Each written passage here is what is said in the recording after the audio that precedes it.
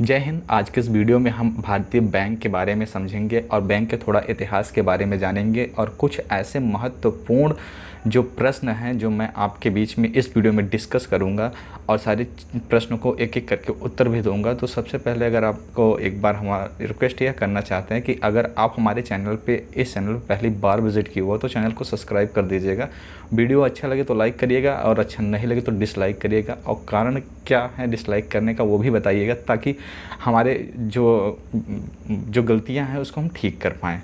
तो चलिए शुरुआत करते हैं। सबसे पहले क्या होता है कि हमारे सामने जो प्रश्न दिमाग में आते हैं पहले हम उसको यहाँ पे कोशिश करते हैं लेने के लिए। चलिए यहाँ पे हम कौन कौन से प्रश्न के बारे में हम समझने का प्रयास करेंगे। सबसे पहले हम बैंक शब्द को समझेंगे कि बैंक शब्द होता क्या है, ठीक है। उसके बाद हम समझने का प्रयास करेंगे कि बैंक किसे कहते हैं तथा लोगों का उद्देश्य क्या होता है बैंक के प्रति, और बैंक के प्रमुख कार्य क्या होते हैं। भारत में बैंकिंग प्रणाली या सिस्टम जिसे हम कहते हैं इसका इतिहास क्या रहा है। भारत के प्रथम या द्वितीय या तृतीय बैंक कौन कौन से थे, और भारत में अंग्रेज़ों द्वारा बनाए गए 3 बैंक कौन से थे जो उनके लिए कार्य करते थे, जो उनके कंट्रोल में पूरी तरह से थे। कौन सा ऐसा पहला भारत का बैंक था जिसके संस्थापक भारतीय थे। पूर्ण स्वदेशी बैंक जो कि भारत का था और जिसने उसमें अंग्रेज़ों को बैन किया गया था, यह हम समझने का प्रयास करेंगे।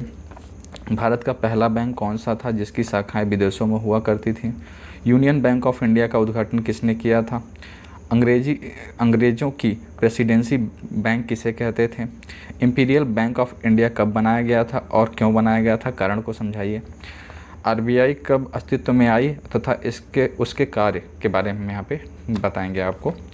और एक और है गवर्नमेंट बैंक या तथा प्राइवेट बैंक में अंतर क्या है और किसे कहते हैं, दोनों के बारे में हम आपको बताएंगे।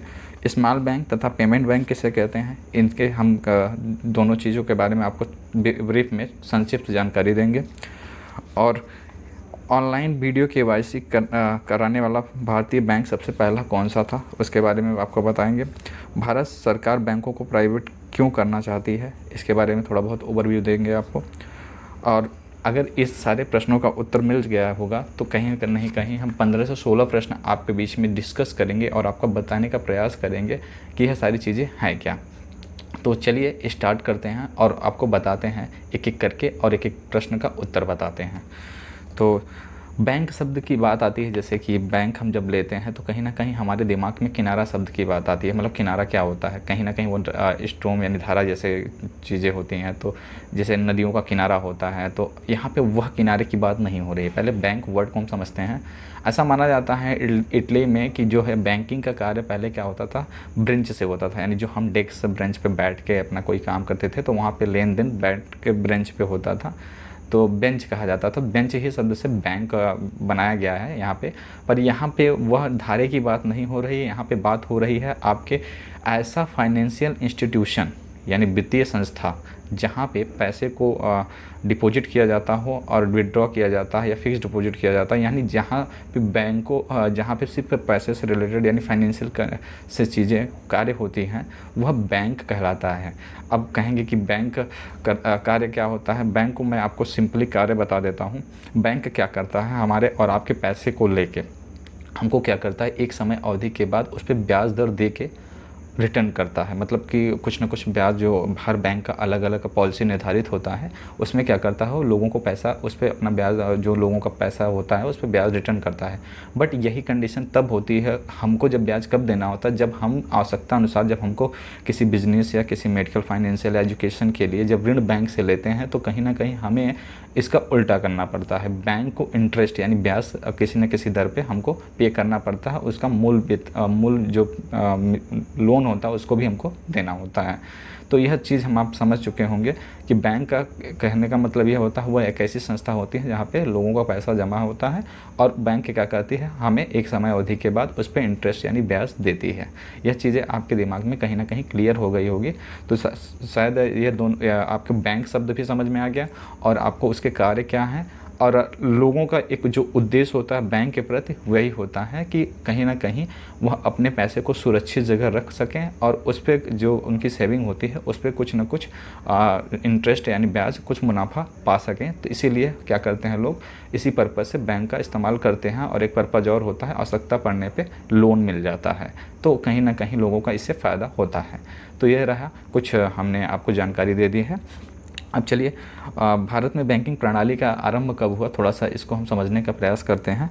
चलिए, अगर हम भारत में बैंकिंग प्रणाली की बात करें तो सबसे पहले हमें हिस्टोरी में चलना पड़ेगा और कहीं ना कहीं वहाँ पे जो शासन आता है ब्रिटिश गवर्नमेंट यानी ईस्ट इंडिया कंपनी का शासन आता है। उसके बाद पूरी तरह से ब्रिटिश सरकार, जो ब्रिटिश गवर्नमेंट होती है, पूरे भारत पर रूल करती है।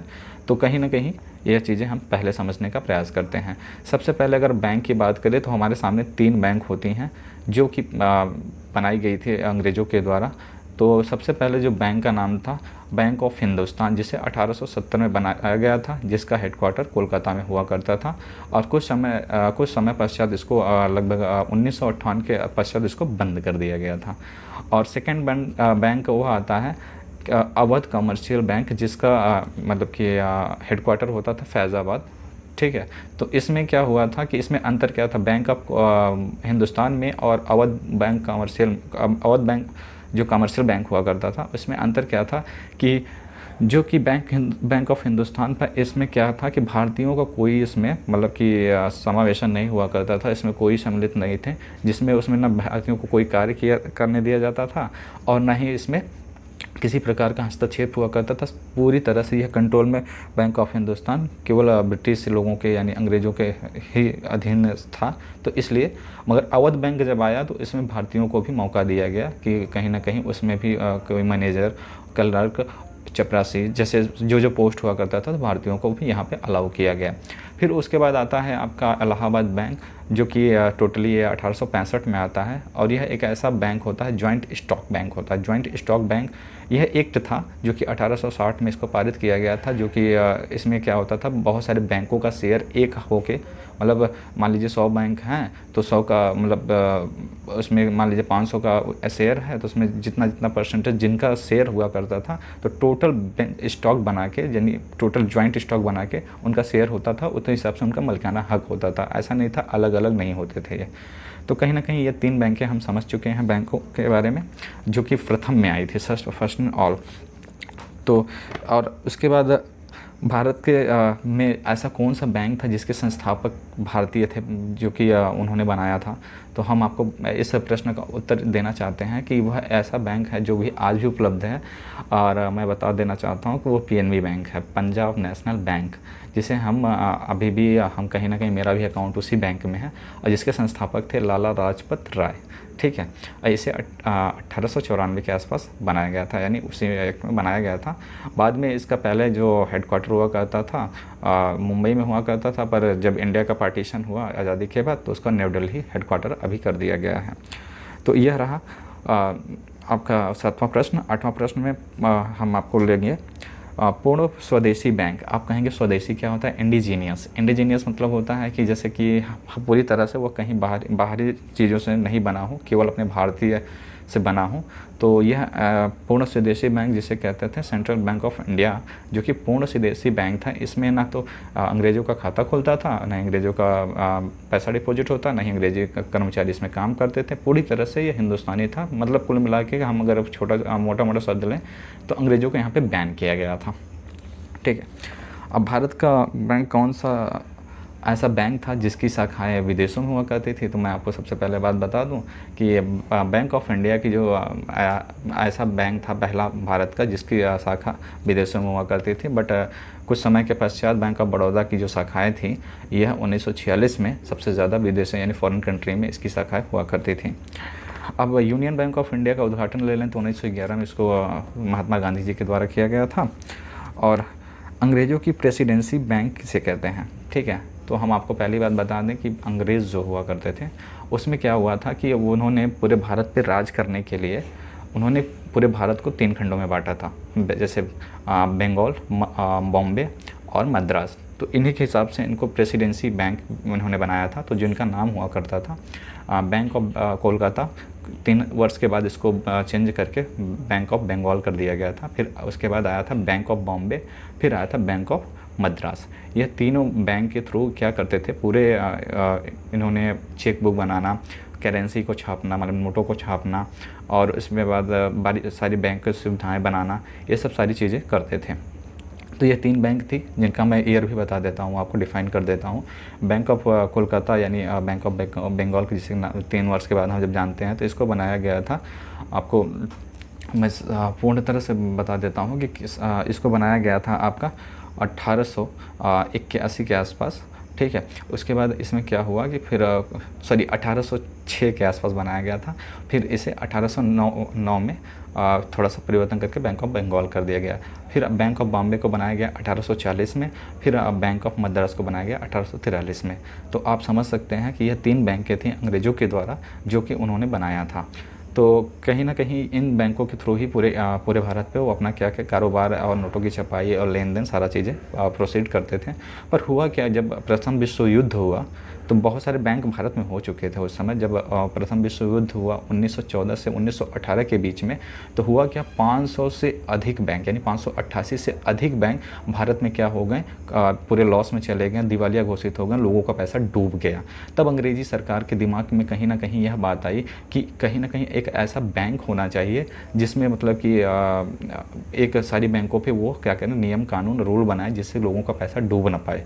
तो उन्होंने क्या किया कि 27 जनवरी 1921 में जो एक कमेटी आती है, जो कमेटी आई थी उसका नाम था रॉयल कमेटी या फिर हिल्टन कमेटी हम कह सकते हैं। यह तो आई थी 27 जनवरी 1921 में। तो इसके मतलब कि उन्होंने सोचा कि कहीं ना कहीं हम क्या करते हैं कि एक ऐसा बैंक बना देते हैं, यानी जो बैंकों का बैंक हो, यानी बैंकर्स बैंक जिसे हम आरबीआई के नाम से जानते हैं। तो पर वो आरबीआई ऐसे अस्तित्व में नहीं आई थी। इसके पहले मैं आपको जो थोड़ी कहानी जो बता रहा हूँ उसको हम समझने का यहाँ पर प्रयास करेंगे। तो हुआ क्या कि यह 3 बैंक थी जो कि प्रेसिडेंसी बैंक थी। तो इन्होंने क्या किया, तीनों बैंकों को क्या कर दिया, एक में मर्ज कर दिया, मतलब जोड़ दिया। और उसके सामने फिर निकल कर आता है imperial bank of India. Imperial bank of India आता है। उसमें होता क्या है कि इम्पीरियल बैंक ऑफ इंडिया क्या करती है कि बैंकों पे रूल करने का प्रयास करती है, उसके लिए नियम बनाती है, पॉलिसीज़ बनाती है। पर हुआ क्या कि यह तो रूल करने, यानी एक बैंकों का बैंक होकर मतलब इसने मतलब सारा चीज़ अपने हाथ में कंट्रोल तो कर लिया। पर एक समस्या यहाँ पे थी, इम्पीरियल बैंक ऑफ इंडिया क्या करती थी कि यह लोगों का अकाउंट भी खोलती थी, पैसे को लेन देन भी करती थी, डिपॉजिट, फिक्स लोन अगर सब कुछ करती थी। मगर अगर ऐसा काम यह करती है तो ये कहीं ना कहीं अपने फेवर में जो पॉलिसी बनाती वो अपने फ़ायदे के लिए बनाती और बैंकों को नुकसान होता।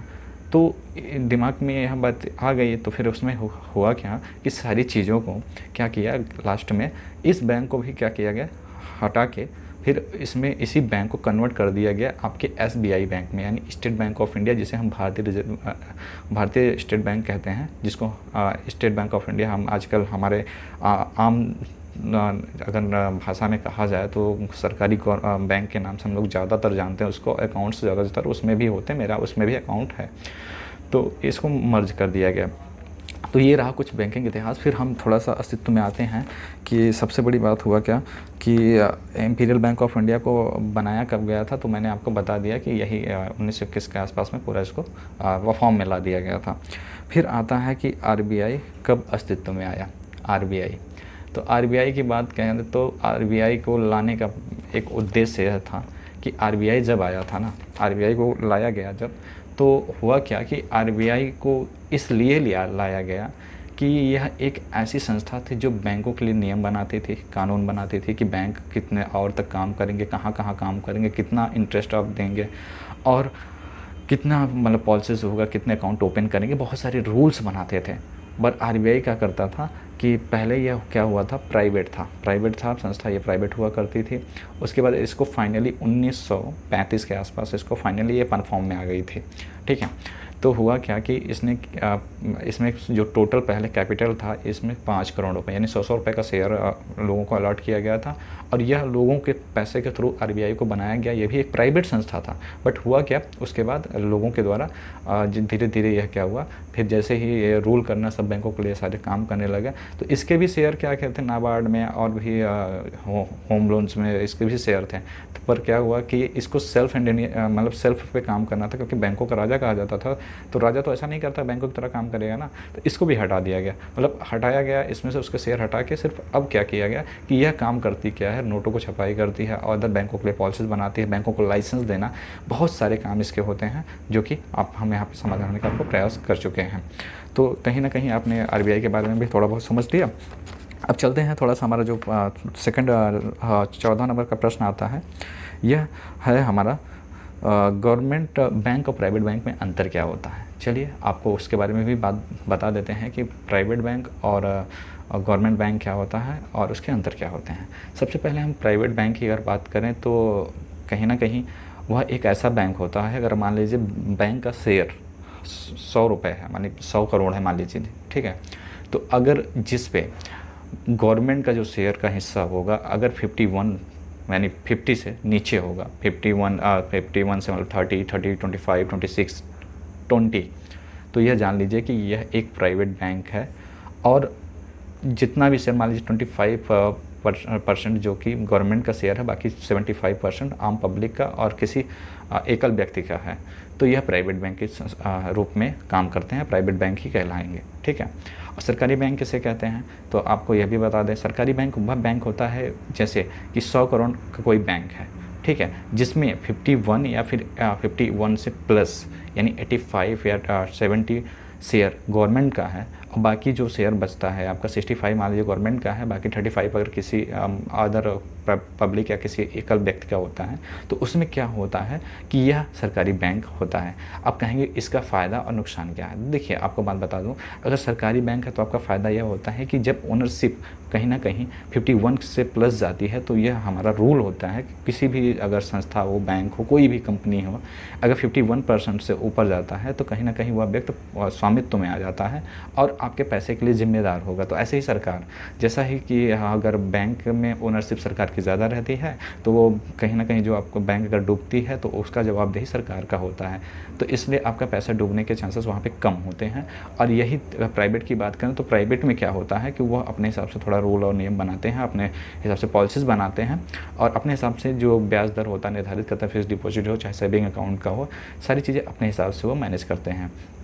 तो ये कहीं ना कहीं आपको फिर जब ये डूबता है बैंक प्राइवेट ना, तो कहीं ना कहीं आपका सरकार जवाबदेही नहीं होती। बट यहाँ भी कभी कुछ नियम लाए जा रहे हैं जिसके लिए कि आपके पैसे को सुरक्षित रखा जाए, तो प्राइवेट पे भी कुछ ना कुछ नियम बनाया जा रहा है। चलिए ये इस प्रश्न का जवाब शायद आपको मिल गया होगा। और आपको अब नेक्स्ट जो प्रश्न है कि आखिरकार सरकार बैंक को प्राइवेट करना ही क्यों चाहती है। तो चलिए एक बात बता देता हूँ कि प्राइवेट सरकार बैंकों को नहीं, हालांकि बहुत सारी ऐसी संस्था हैं कि जो कि पूरे भारत में उनको प्राइवेट किया जा रहा है। तो किस लिए किया जा रहा है, तो ऐसा लोगों को बताया जाता है कि रेलवे को भी प्राइवेट किया जा रहा है। आपने देखा भी होगा, न्यूज़ समाचार पत्रों में डेली पढ़ते होंगे और अपने आसपास की चीज़ों में देखते होंगे।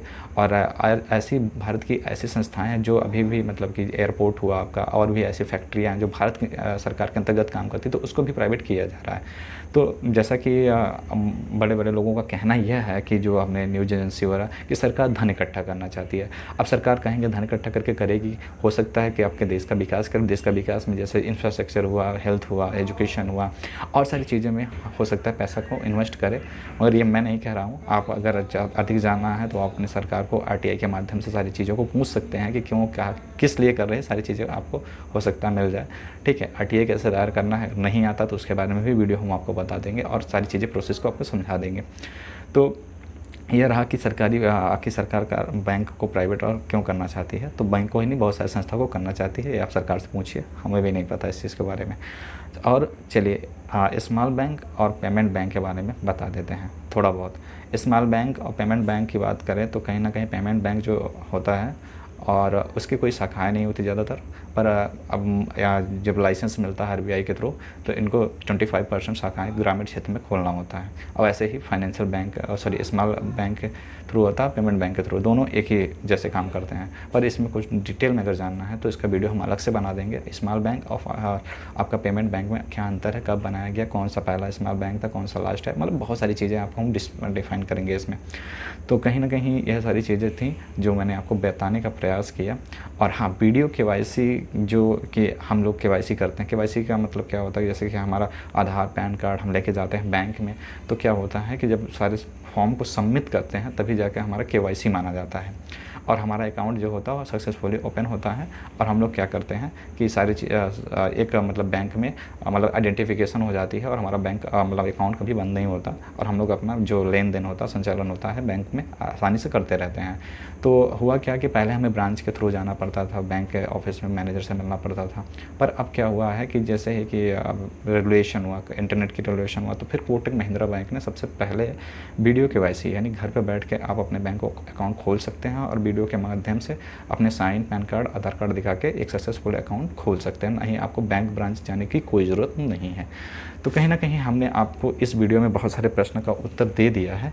अगर अभी भी अगर कुछ डाउट है तो चैनल को में के जो कमेंट सेक्शन होता है उसमें आप जाके बता दीजिएगा और हो सके तो चैनल को सब्सक्राइब कर लीजिएगा। और आज के इस वीडियो में इतना ही। नेक्स्ट वीडियो में किसी और टॉपिक के साथ लेके आऊँगा। वीडियो देखने के लिए बहुत बहुत धन्यवाद।